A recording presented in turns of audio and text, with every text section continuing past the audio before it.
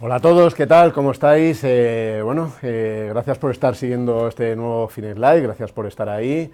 Como sabéis, Finex Live lo que busca es generar conversaciones, generar áreas en las que podamos comentar temas interesantes en el mercado, temas interesantes del mundo de la inversión, y por lo tanto tenemos siempre con nosotros invitados que nos puedan dar visión, que nos puedan dar ideas sobre las que pensar sobre los activos y sobre nuestras carteras, ¿no?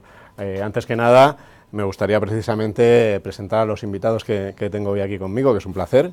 Dos casas alemanas tenemos hoy aquí, que es ¿verdad? Entonces, Rosa Duce, que Rosa es economista jefe en España de Deutsche Bank. ¿Qué tal, Rosa? ¿Cómo estás? Muy bien, buenos días. Bienvenida. Gracias. Y Javier Ruiz, de Villabril, que es responsable en España de Flossbach von Storch, que es una de las gestoras alemanas. Eso es. Así que nada, bienvenido también, Javier, un placer que estéis hoy aquí. Bueno, pues como siempre, nosotros vamos a estar conversando, charlando en directo de los temas sobre renta fija, que creemos que es un activo muy importante en las carteras de muchísimos inversores. Seguro que muchos de los que estáis siguiendo esta conversación pues tenéis dudas o tenéis alguna pregunta, nos la podéis plantear y yo las introduzco en la conversación. Entonces, para mandarnos la pregunta, bien en los comentarios al post o bien al correo media@finex.com o bien en Twitter y demás. Yo tengo aquí el móvil con el cual el equipo me va a estar pasando las preguntas que lleguen y yo las voy a ver también y las introduzco en la conversación. Así que animaos a preguntar cualquier duda que tengáis aprovechando estos dos expertos que tenemos hoy con nosotros. Me gustaría empezar precisamente por lo más reciente, que es este año que hemos dejado atrás, ¿no? Este 2018, que empezó de alguna manera también en los mercados en general, se ha ido complicando y ha acabado pues, de una manera, no sé cómo lo definiríais casi vosotros. Desastrosa, sí. Desastrosas. No sé qué balance hacéis precisamente de este tiempo, ¿no? Bueno, la verdad que ha sido un año muy complicado porque empezamos el año, como bien dices, más o menos bien. Luego se empezó a complicar con todo el tema de Italia, con la llegada del nuevo gobierno, con los miedos, primero porque sí pensábamos que podía ser un gobierno euroescéptico y que se podía ir de Europa. Luego parece que el gobierno dio señales claras de que era un gobierno que se iba a mantener en Europa.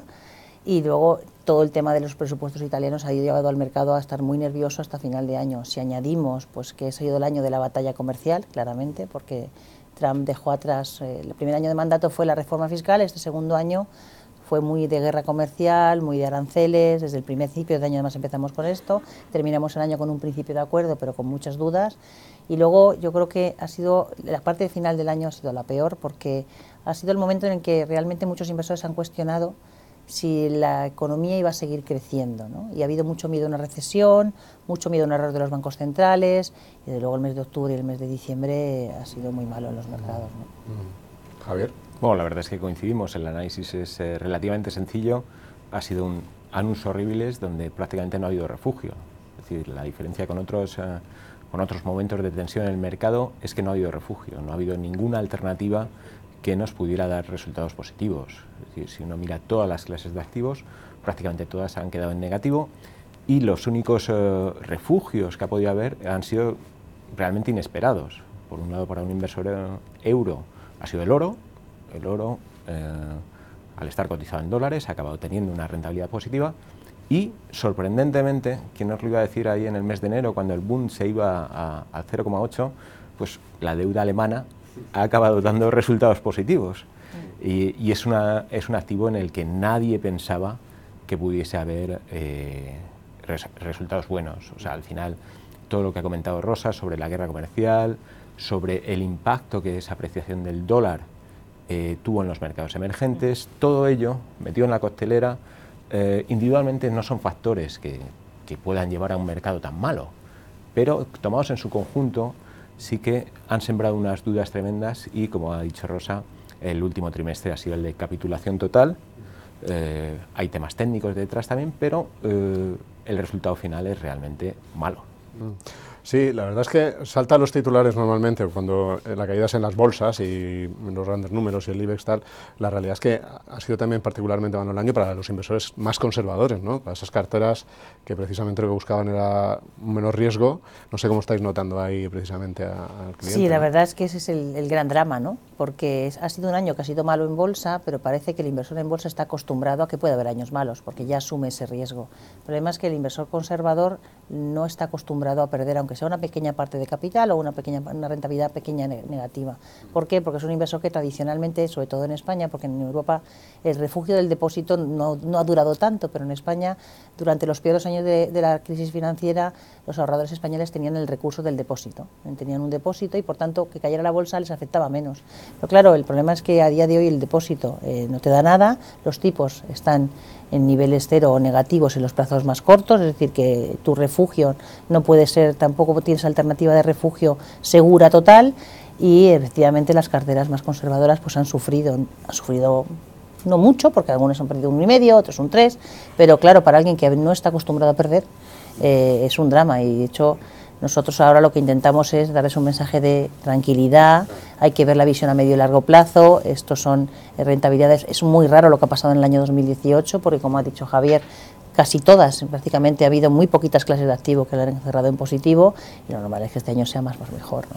Claro, es que es la parte esta, nosotros lo vemos mucho en Finect, hay muchos usuarios que llegan y hacen una pregunta, porque claro, sienten que se han equivocado al asumir un riesgo, dicen, yo estaba tan tranquilo en mi depósito, que me daba poco, pero de pronto he asumido un riesgo invirtiendo y tal, al final es eso, ¿no? ¿Qué mensaje le das a alguien que ahora mismo está pensando, me he equivocado, ¿no? He tomado un riesgo que no debería haber tomado? Claro, el problema es ese, que nosotros, yo creo que hemos hecho mucha labor didáctica en los últimos años, el entorno ha cambiado totalmente, es un entorno en el que los tipos están muy bajos o en niveles negativos, y es un entorno además que lamentablemente se va a mantener, es un entorno bastante poco favorable para un ahorrador, porque sus rentabilidades son muy bajas, si no es un poquito más de riesgo.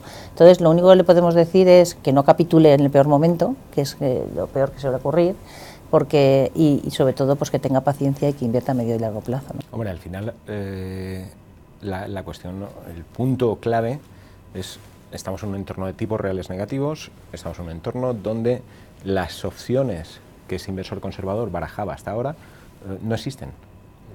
Entonces, lógicamente está en un periodo de aprendizaje en el que tiene que aprender a ver madurar sus inversiones en el tiempo, y esa maduración pues hay que verla en un plazo un poquito más amplio.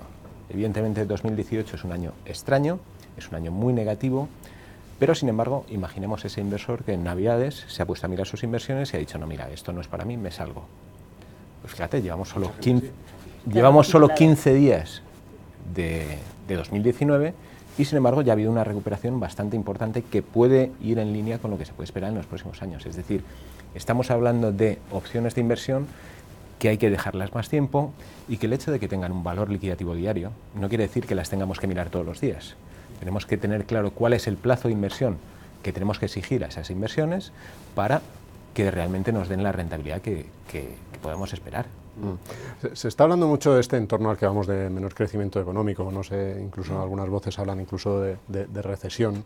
No sé si en qué punto estáis vosotros o cómo lo veis, pero me gustaría saber qué se puede esperar en este contexto de la renta fija. ¿Qué rentabilidad se puede esperar, o cuál puede ser la idea que tengáis en la cabeza?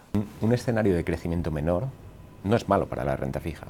Puede ser contraintuitivo, porque uno tiende a pensar, oye, si crecemos menos, pues los activos con algo de riesgo van a ir peor. Pero en realidad cuando estamos en un escenario de crecimiento menor, la renta fija funciona un poquito mejor, porque los tipos de interés tienden a bajar, porque además las empresas tienden a no tener una expansión tan amplia, con lo cual los niveles de deuda en los balances de las empresas se mantienen bajos, y eso para el bonista, para el inversor en bonos, es bueno. Con lo cual, lo primero de todo, descartar un escenario de recesión, no creemos que vayamos ahí.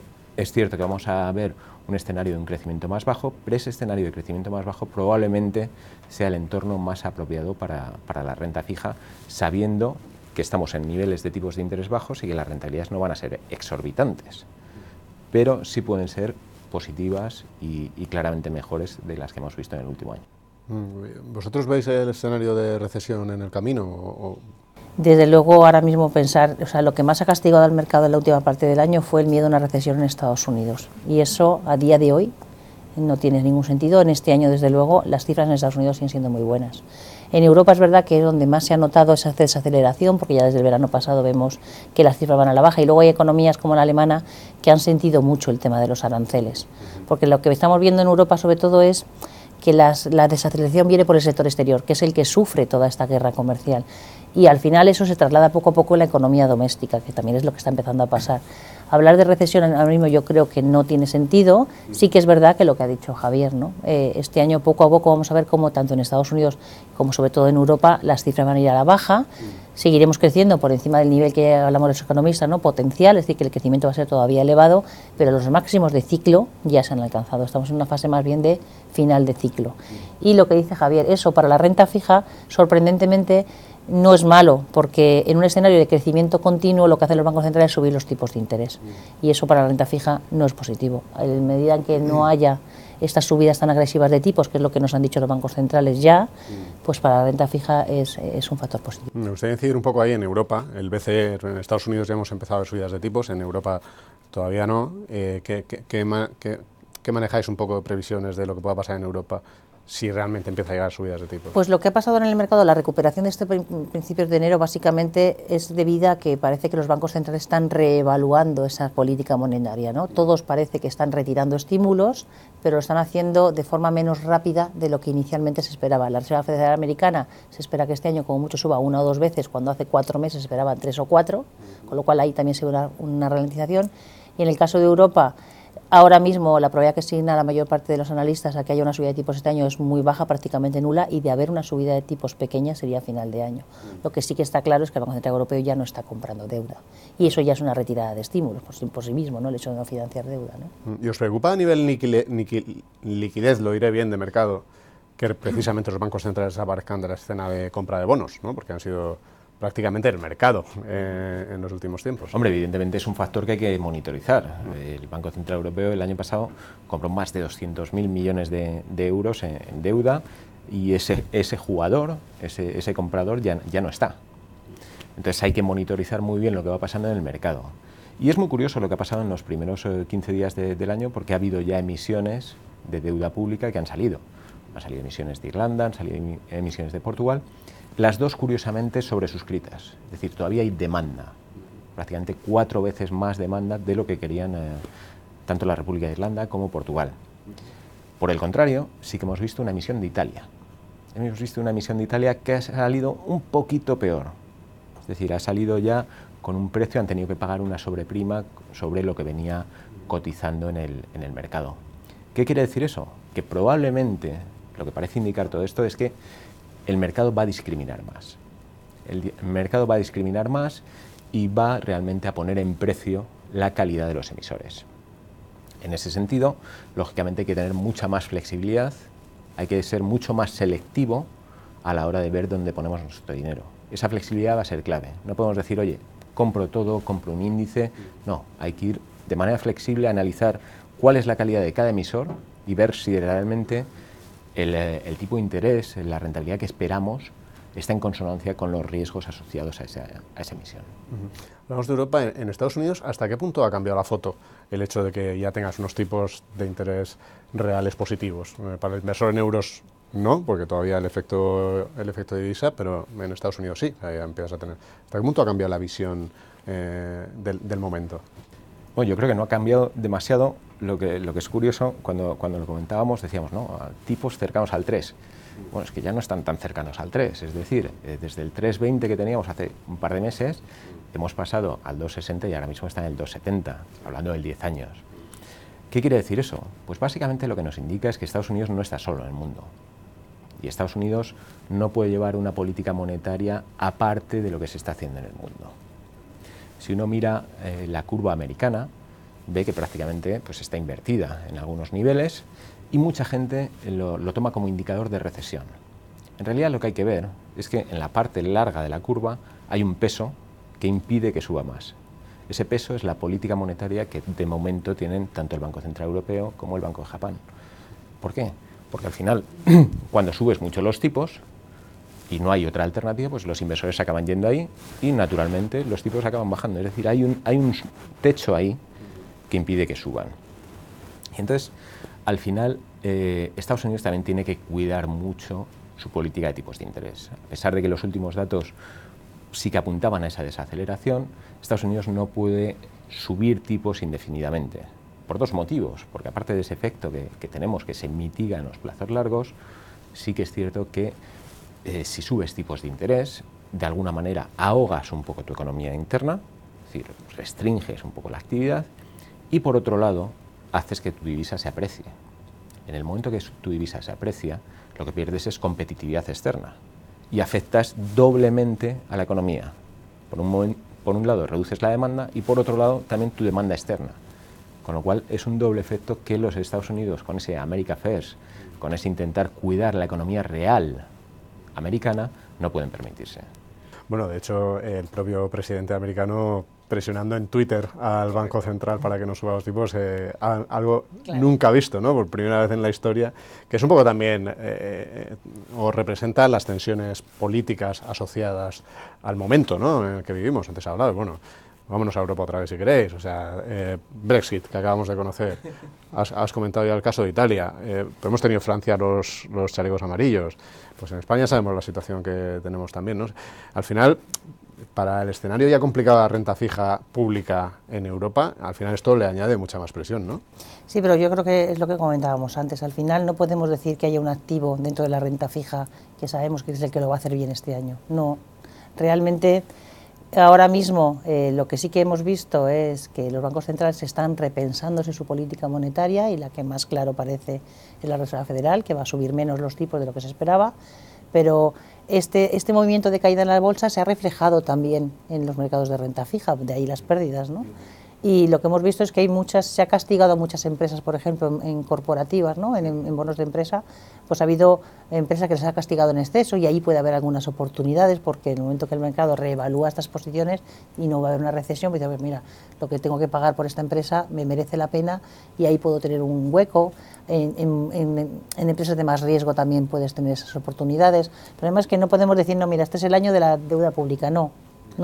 Es el año de ir arañando poco a poco en distintos nichos de mercado que te quedan muy escasos, siendo muy selectivo, porque si no, el caso de Italia es perfecto, es decir, Italia es un país que tiene muchísima deuda, que el hecho de que el Banco Central Europeo haya retirado su programa de compra implica pues que les puede ser más difícil financiarse y pues, a lo mejor tienen que pagar más de lo que venían pagando hasta ahora y sin embargo otros países que han hecho su labor mejor pues no tienen que pagar tanto, ¿no? Y esto pues evidentemente si el bono a 10 años italiano está en el 2,8 y el español está en el 1,35, pues la diferencia es pues que hay más confianza en los activos españoles que italianos a día de hoy, ¿no?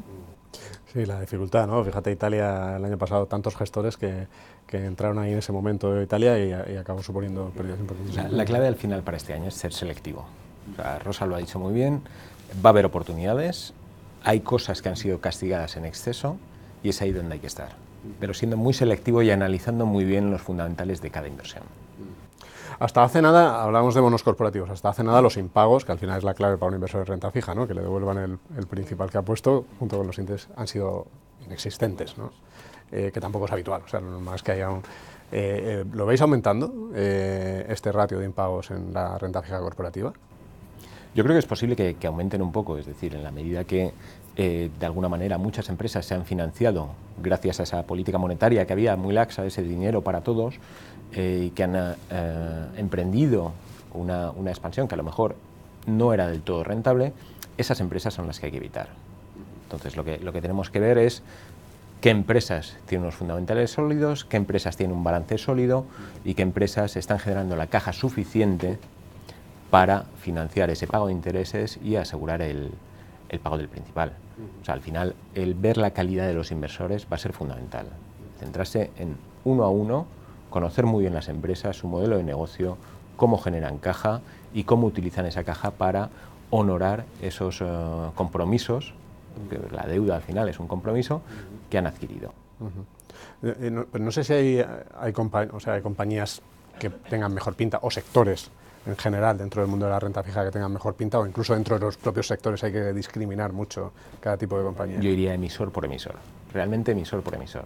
O sea, al final empresas buenas, con balances sólidos y con una capacidad para generar caja importante, las podemos encontrar prácticamente en todos los sectores y casi en cada área geográfica. Es decir, yo no te podría decir Estados Unidos, Europa, mercados emergentes. No, hay que ir una a una analizando si la rentabilidad esperada compensa por el riesgo que tiene cada emisor. Emergentes, ¿qué comentas? Yo creo que este 2018 una de las ideas que más he oído yo de inversión repetidas es renta fija emergente, ¿no? Como casi era el único sitio donde encontrar valor. ¿Cómo lo estáis viendo este Yo creo que efectivamente sigue siendo un sitio donde hay valor.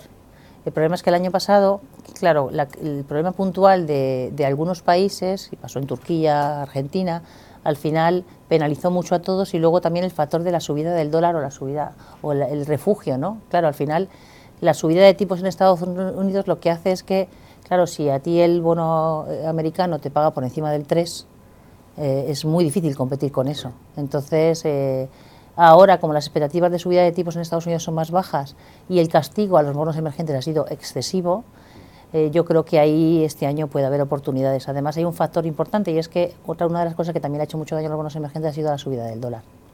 Y la subida del dólar, nosotros lo que queremos es que probablemente estemos ya en niveles que más allá de 1,15, 1,13 como está ahora no se va a ir. Eso quiere decir que ya no te penaliza tanto esa fortaleza del dólar. Si el dólar se mantiene como está, pues para estos emisores ya ese castigo vía dólar ya no existe, ¿no? Entonces yo creo que es un buen sitio donde estar. Hay que ser muy selectivo, porque dentro de los emergentes tendemos a considerarlos como un conjunto y cada país no tiene nada que ver uno con el otro, pero hay países que tienen unos fundamentales muy sólidos. En la zona asiática, la mayoría, de hecho. No sé, en Flashback, ¿cómo lo estáis viendo los gestores? Bueno, básicamente intentamos, como ya digo, ser muy selectivos y ver cuál es la calidad de cada uno. Es cierto que a nivel de países emergentes encontramos una diversidad muy importante. Si es a nivel país, pues tenemos a países que tienen una deuda neta, tenemos posiciones distintas en deuda local y deuda externa, y eso hay que medirlo muy bien. Es decir, no podemos tomar el todo, decir, no, emergentes, y me compro todos los emergentes. No, hay que ir poco a poco, de manera selectiva, también viendo las empresas, cuál es su modelo de negocio, dentro de su cadena de valor, qué divisas influyen. Todos esos son elementos que hay que analizar con mucho detalle. Os quiero plantear un poco el reto, ¿no? Vamos a ponernos en un escenario que sea malo, el que fuera el peor escenario para la renta fija en los próximos meses, que es lo que solemos hacer los periodistas, pediros que os pongáis ahí. Pero vamos a ponernos también en el bueno. O sea, ¿cuál sería el mejor escenario, el que daría los mejores resultados durante este año? ¿En renta fija? En renta fija, el malo, ahora mismo, un crecimiento sorprendente. Un crecimiento explosivo, que se diese en todos los mercados, crecimiento de la demanda, es una cosa que no se va a dar. O sea, ese sería el escenario malo. Porque en ese escenario, como ha dicho Rosa antes, pues habría subida de tipos, las empresas se endeudarían más, los costes de financiación serían más. En el corto plazo sería muy malo. Pero de todas formas, o sea, es un escenario que no estamos ahí. De hecho, yo creo que el escenario más positivo es casi el que se dibuja. Es decir, de un crecimiento positivo pero moderado, que deje los tipos de interés más o menos sin cambio y que no empuje a las empresas a endeudarse más. Ese es el escenario casi perfecto para la renta fija. Crecimiento bajo pero estable. Claro, es que el escenario, tú puedes tener la renta fija, el escenario que a ti te parece muy positivo como crecimiento, que sería fantástico, que la economía de pronto creciera muchísimo, lleva parejo que los bancos centrales suban los tipos de interés. Y eso para la renta fija no es bueno. O el otro escenario muy negativo que tampoco vemos es que haya una crisis en la zona euro, que de pronto un país tenga un problema para financiarse de tal nivel que se vuelva a cuestionar la estabilidad de la Unión Europea. Eso es algo muy específico de Europa, pero evidentemente ya lo hemos sufrido en el pasado. Eso también sería muy negativo para la renta fija europea, pero es algo que tampoco vemos. De hecho, yo creo que el mayor riesgo en este año 2019 es justo que los bancos centrales se equivoquen, que hasta ahora nos han equivocado.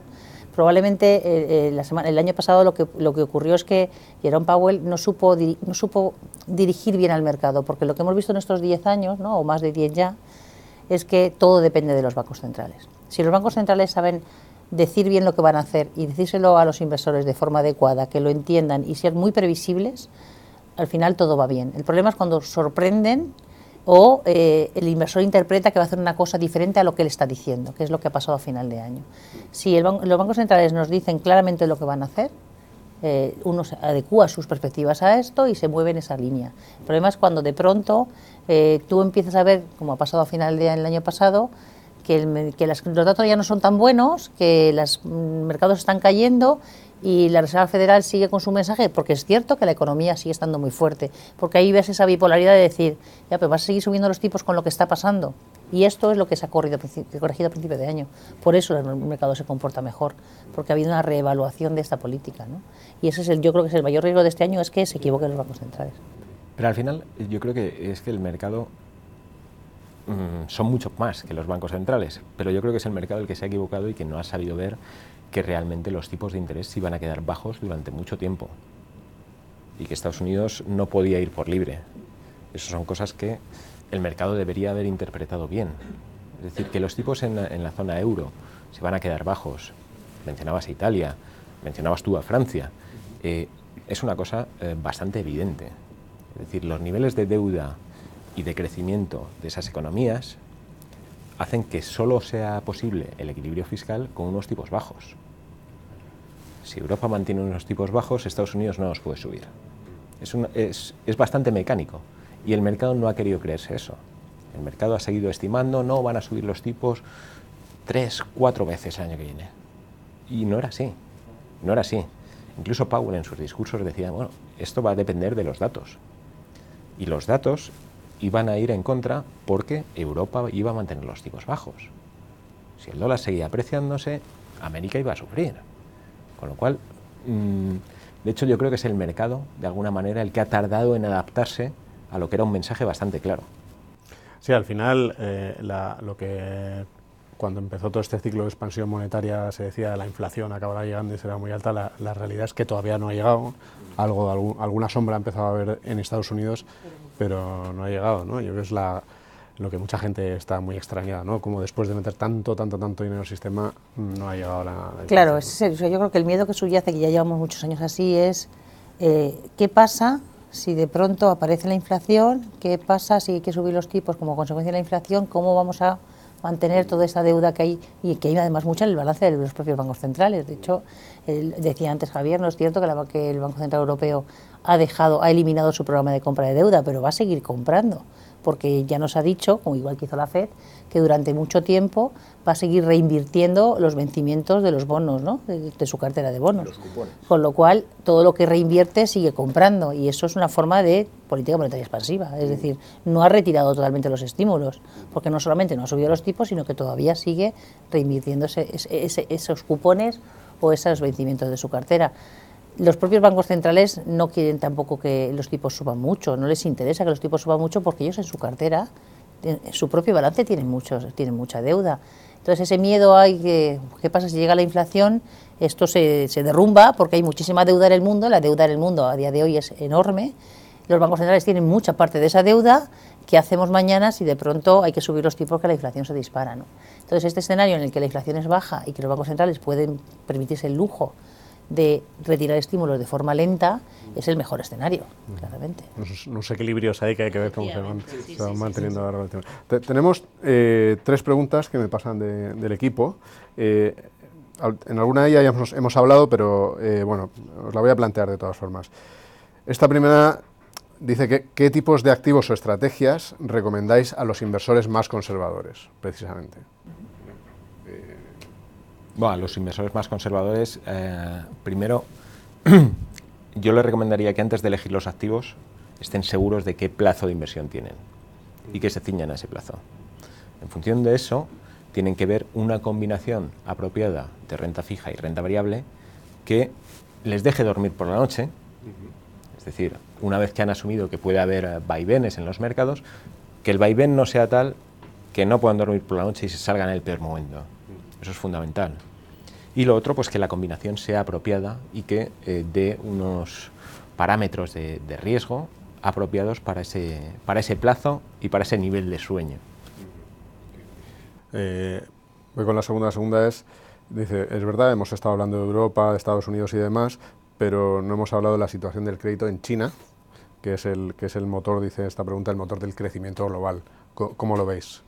A ver, yo creo que China, lo primero que tenemos que pensar de China es que China es una economía totalmente diferente de la China de hace 10 años, ¿vale? Entonces hace 10 años era la fábrica del mundo, ¿no? Que se decía en casi todos los análisis, China es la fábrica del mundo, ya no lo es. La economía china se ha convertido en una economía desarrollada y el gobierno chino está muy empeñado en hacer una economía de consumo. ¿Qué ha pasado? Pues evidentemente en una economía de consumo que ya es desarrollada el crecimiento ya no es tan alto como hace años. Poco a poco ellos están adaptando un crecimiento más acorde a los estándares de un país desarrollado. Este año que hemos cerrado probablemente habrá cerrado en 6,7, 6,8, 6,7 por ahí, y este año probablemente nos quedemos 6,2, entre 6 y 6,3.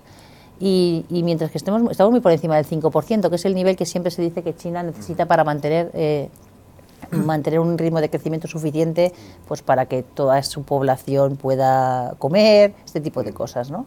Este año lo que estamos viendo del gobierno chino es que tiene mucho margen de maniobra y lo está utilizando, porque desde que llevamos de enero ya ha bajado los tipos, ya ha aprobado un programa fiscal, ya ha dado, además, ha metido más dinero en el sistema para ayudar a las pymes, es decir, que está utilizando toda la batería de políticas económicas que tiene para ayudar. El crédito, es verdad que nosotros parece que tenemos muchísima deuda en China, pero realmente el nivel de deuda en China es todavía relativamente bajo si lo comparamos con otros países. Nos enfocamos mucho sobre todo en la deuda de las antiguas empresas estatales, porque uno de los procesos que hay detrás de China es que, como era una economía totalmente pública, ahora muchas de estas empresas públicas están empezando a privatizarse y están apareciendo, que es un poco el temor que tiene ahora el inversor, es que aparezca ahí pues determinados niveles de deuda que no se sabía, o que no estaba bien financiada o no estaba bien controlada. El número de quiebras de empresas en China ha ido subiendo, pero sigue siendo un volumen. Si hablábamos antes que la tasa de impago en el mundo es muy baja, en China también lo es. Pero es verdad que parece que saltan a los titulares solamente las empresas que puntualmente quiebran, pero no es un porcentaje para decir, Dios mío, la economía se va a hundir porque las empresas van a quebrar. Es un proceso, esto es un proceso de cambio de modelo económico que yo creo que el gobierno chino lo está haciendo bastante bien porque lo está modulando mucho.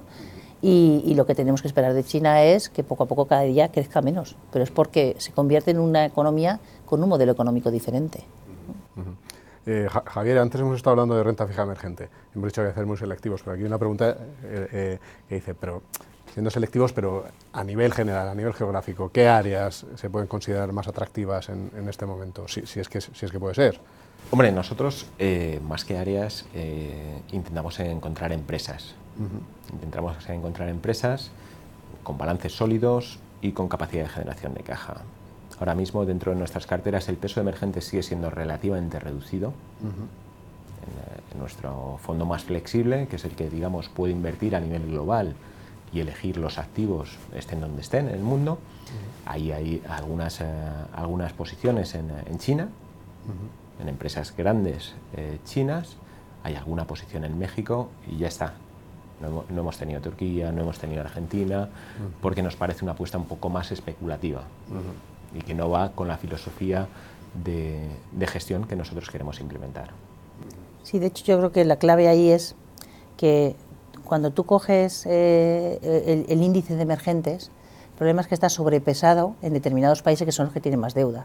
Y claro, tú lo que no puedes hacer como gestor es indiciarte, porque precisamente el mayor peso en esos índices es justo de los países que tienen más niveles de deuda y que a lo mejor no son, que puedes encontrar puntualmente empresas, pero no como país, lo coges como apuesta selectiva a nivel de empresa, porque hay empresas en Turquía que tienen muy buenas, que son muy saneadas, pero como país Turquía tiene muchos problemas y eso lo podemos derivar a otros muchos países emergentes. Claro.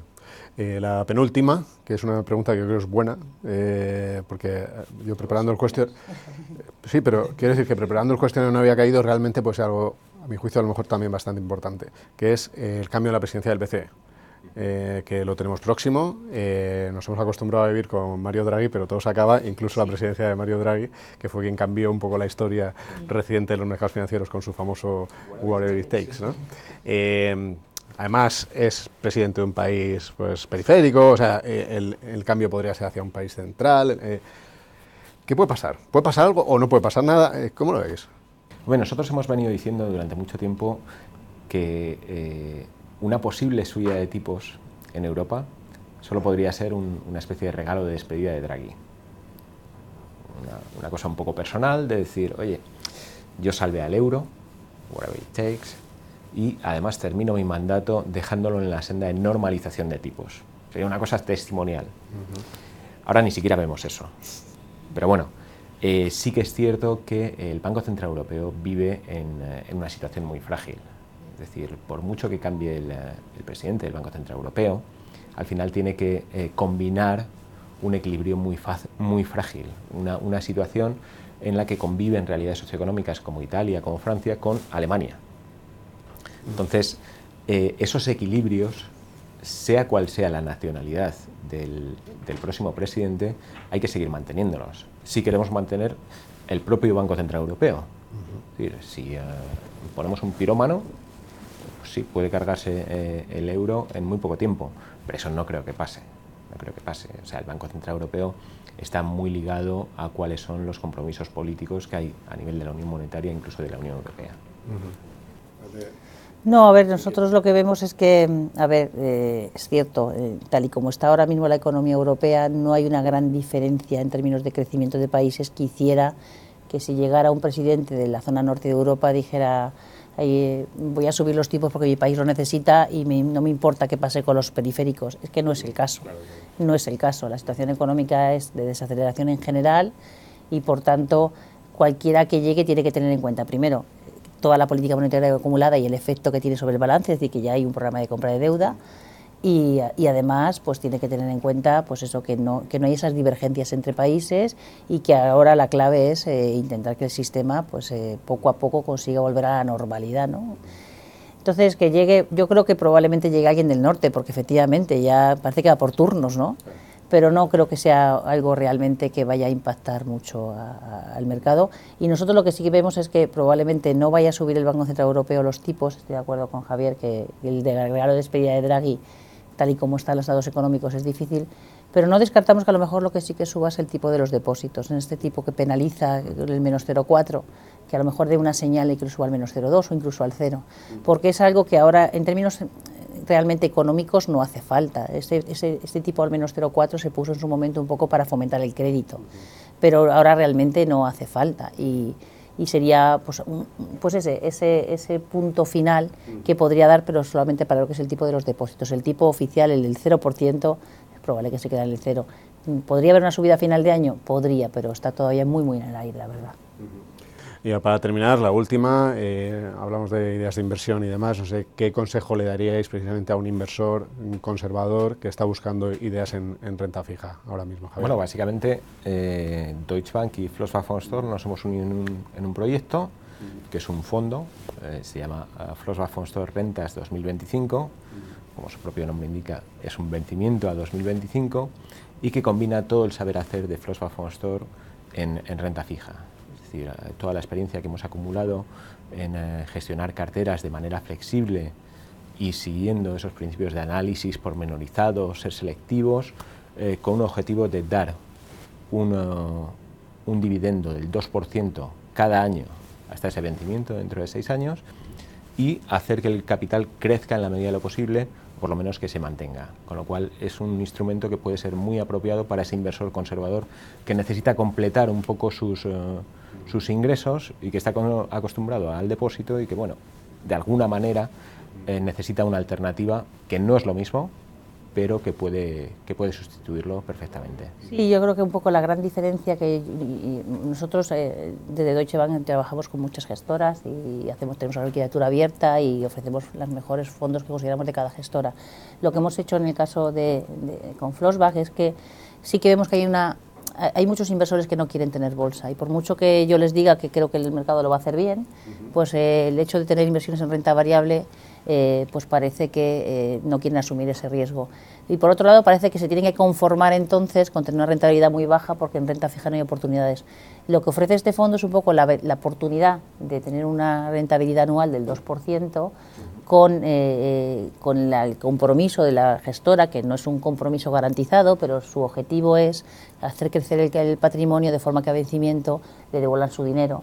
Y si pueden incluso darle más, fenomenal, pero el objetivo final es devolverles el dinero. Por lo tanto, para un inversor que no quiere tener el riesgo de la renta variable, esto es un fondo que es puro de renta fija, no tiene nada de renta variable, y intenta buscar, pues como ellos han comentado, pues nichos de mercado que ahora puede tener todavía algo de valor a nivel muy de empresa, a nivel muy rascando, no coger nada general, buscar las oportunidades que existen en el mercado para conseguir dar una rentabilidad atractiva, porque un 2% en el entorno de que jugamos, pues evidentemente nos parece bastante atractivo. Recordamos el nombre del fondo para los inversores que puedan estar Flossbach-Fondstorff Rentas 2025. Muy bien, pues entonces, ya sabéis, esta es la idea que nos proponéis. La verdad es que yo he estado encantado con esta conversación. Me gustaría seguir porque el mundo es global, la renta fija lo toca todo, las divisas y demás.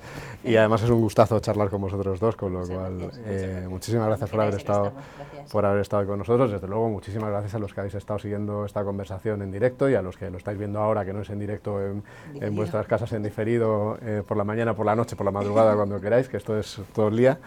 Y nos vemos en la siguiente, esperamos que os haya parecido interesantes. Contamos con vosotros, como sabéis, para próximas ediciones de estos Finex Live. Nada más, muchísimas gracias a Deutsche Bank y a Flossbach Fonstock. Muchas gracias. Muchas gracias. Nos vemos en la próxima. Gracias.